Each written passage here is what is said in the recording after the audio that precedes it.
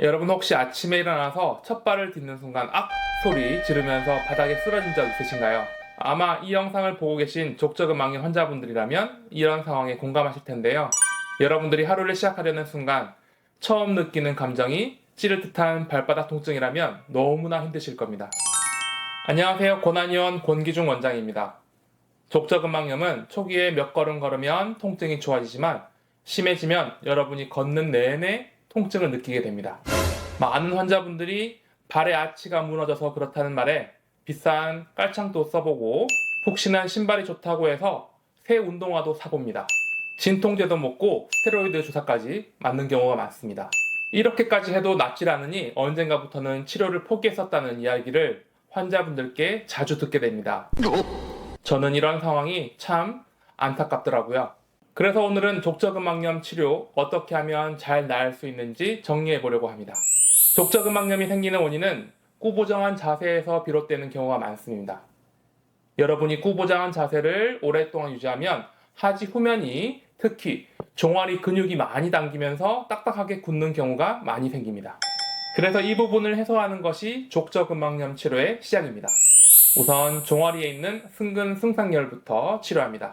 이곳은 비복근과 가자미근 두 종아리 근육이 있는 곳이고 이 근육이 아래로 이어져서 아킬레스건이 되어서 발 뒤꿈치까지 이어집니다.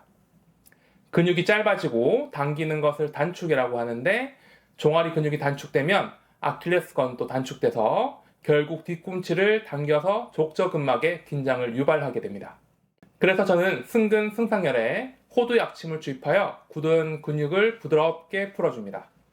호두 약침은 우리가 흔하게 먹는 견과류 호두에서 추출한 천연 성분의 약침입니다.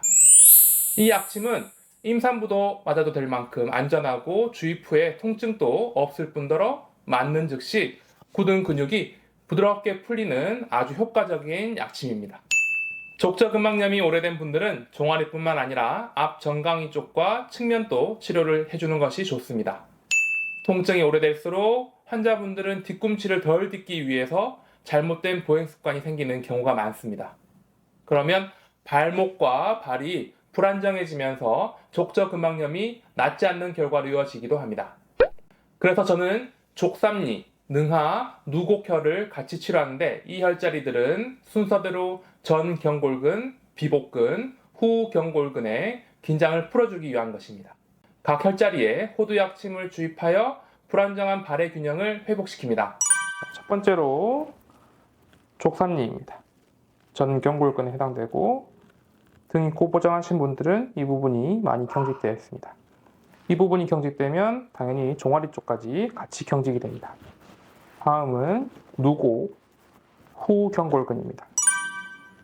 앞통증이 있는 곳을 찾아서 아프시죠? 이 부위에 호두약침을 주입합니다. 능하경락입니다. 이 부위에도 앞통점을 찾아서 호두약침을 주입합니다.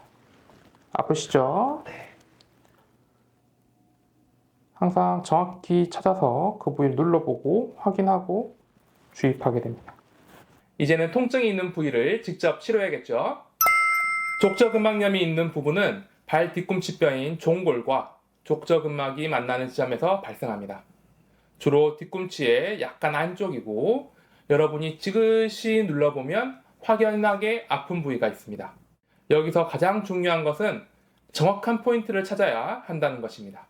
아픈 부위는 한 부위일 수도 있고 여러 부위일 때도 있습니다. 저는 그 부위를 천천히 눌러가면서 정확히 치료합니다. 통증이 너무 심해서 환자분이 눌러볼 수 없는 경우에는 초음파 진단기를 이용해서 실시간으로 병변을 확인하면서 약침을 주입합니다. 통증이 심할 때는 염증을 줄여주는데 효과적인 봉약침을 사용합니다. 족저근막염이 오래된 환자분들은 스테로이드나 진통제로 치료받다가 효과가 없어서 저희 병원에 오시는 분들이 많은데요. 기존 치료법이 효과가 떨어져서 오시기도 하지만 스테로이드나 강한 진통제의 부작용 때문에 치료를 중단하고 오시는 경우도 많습니다. 봉약침은 스테로이드처럼 몸에 축적되지 않고 쓸 수 있는 천연 성분입니다. 또한 봉약침은 멜리틴, 아파민, MCD 펩타이드 같은 성분이 포함되어 있어서 강력한 소염 진통 효과를 보이기 때문에 만성 족저근막염에는 최고의 치료제로 작용합니다. 심한 통증이 줄어들면 영지약침을 주입합니다. 영지약침은 한의학적으로 보기거습, 즉 순환을 도우면서 습기를 제거해서 부종을 줄여주는 역할을 합니다. 족저근막염 환자가 몇 걸음 걷고 나면 증상이 덜해지는 것은 부종 때문인데요. 이건 이런 원리입니다. 여러분이 발을 딛지 않고 있으면 혈액순환이 떨어지겠죠. 그러면 족저근막염 부위에 정체가 생기면서 붓게 되고요. 바로 부종이 생긴 겁니다.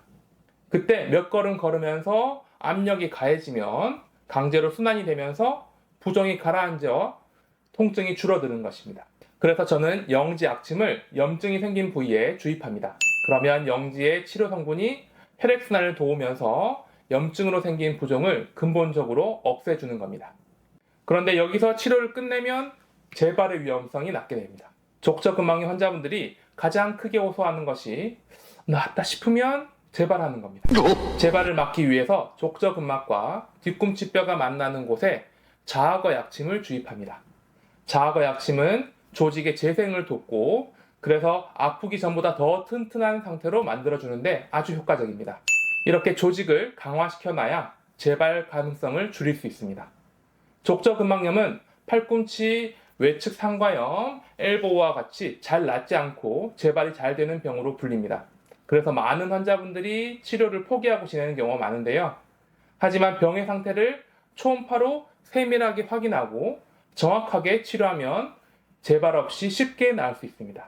여러분이 포기하지 말고 적절한 치료를 받으셔서 통증에서 벗어나 즐거운 산책을 즐길 수 있기를 바랍니다. 오늘 영상이 도움이 되셨다면 좋아요, 구독 부탁드리고요. 다음 영상은 많은 분들이 고통받고 있는 오십견에 대해서 알려드리겠습니다. 감사합니다. 족저근막염 그러면 혼자는 못 고쳐요? 족저근막염은 혼자 고치려면 그 부분을 이제 혼자서 어떻게 해야 되죠? 족저는 혼자서 못 고치냐? 생겼을 때는 통증을 줄이려면 혼자서 네. 그러니까 병원 갈 상황이 안 된다. 혼자서는 어떻게 돼? 만약에 족저근막염이 생겨서 혼자 치료하고 싶다면 종아리 근육을 일단 풀어보는 게 제일 좋고요. 아킬레스건까지도 푸는 것도 도움이 될 수 있지만 혼자서 하기엔 통증이 너무 심할 수 있습니다. 그래서 일단은 첫 번째는 온찜질을 많이 해서 종아리 근육과 아킬레스건의 단축을 풀어주는 게 중요하고요.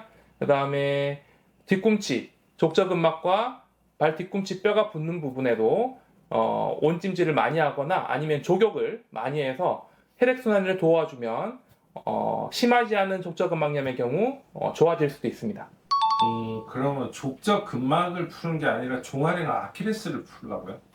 네, 이제 족저근막이 당기는 이유 자체가 종아리 근육과 발목 근처에 있는 인대의 불안정성 때문에 생기는 거기 때문에 족저근막염이 생긴 결과 족저근막의 단축 혹은 긴장 이거를 푸는 것보다 더 원인이 된 종아리 근육의 단축과 아킬레스건의 긴장 이걸 풀어주는 게 훨씬 더 효과적인 치료입니다.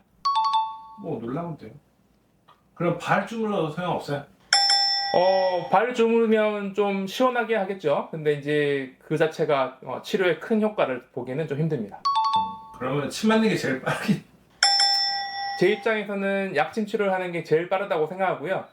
모든 치료가 의미는 있지만 통증을 줄이는 것까지는 대부분의 치료가 도움이 되겠지만 재발을 방지하는 거에서는 약침 치료가 훨씬 더 효과적이라고 생각합니다.